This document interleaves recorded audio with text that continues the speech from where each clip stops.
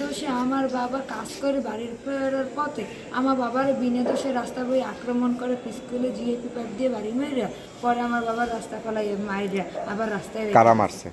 মারছে যাইয়ে পিন্টু আর যাইয়া মিজান মিকা। আচ্ছা, আপনার বাড়ি কোথায়? আমার বাড়ি নদীর উপর, আমি একটু আবাসনে ঘর লইছি সরকারি।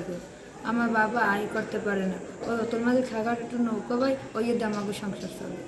তো এই আমার ঘটনা বাবার কখন? দুদিন শুক্রবার রাত্রে আমার বাবার এইগুলো করছে। এখন ডাক্তার কি বলছে?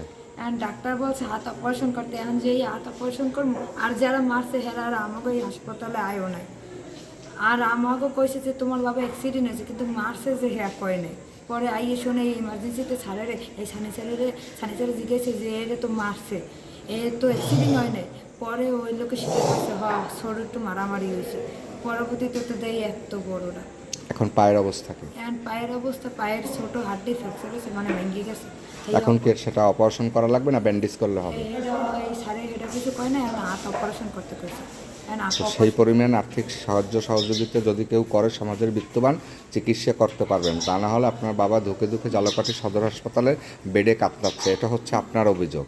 আর যারা আপনার বাবার উপর হামলা করলো আসলে তারা কি বলেছে, বা তারা এসেছে কি নিয়ে, বা খরচার কোনো টাকা দিয়েছে? আমাকে যেদিনকে ভর্তি করছি তার আইয়ে চলে গেছে, দেখে চলে গেছে, কোনো ওষুধ বা প্রপার ট্রিটমেন্টের জন্য কোনো খরচ বহন করেনি। তা আপনি এর কি বিচার চান? মামলা করেছেন বা করবেন এ ধরনের? আমি মামলায় গেছিলাম, মামলা করণে আমি থানায় 2 দিন ঘুরছি। জি। 2 দিন ঘোরার পরে কালকে আমি একটা কাগজ ই করছি থানায়। তারপরে এই স্যারে আজকে আসলো, আসার পরে কইতেছে যে আপনি এটা হবে না, আপনার আবার হাকিম বলে আমি ফোন দিলে আপনি থানায় যান, আমি আপনার লিখে দিব। এই কাগজটা দিচ্ছিল থানা দিয়ে। অবস্থায় রয়েছে এই ফ্যামিলিটি। এরপরও ঝালকাঠি আবার একটি অভিযোগ করেন। তো অভিযোগ করবে একটি কম্পিউটারের দোকানে গিয়ে সেই পরিমাণ আর্থিক সচ্ছলতা তাদের ভিতরে কিন্তু নেই।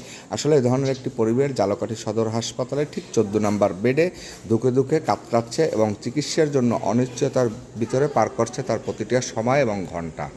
তো গতকাল রাতেও একবার এই বিষয়টি নিয়ে এসেছিলাম এবং ঘটনাটি শুক্রবার দিনের। তবে সমাজের বিত্তবানদের দৃষ্টি আকর্ষণ করছি, যদি পারেন কেউ এই পরিবারটার পাশে অবশ্যই দাঁড়াবেন।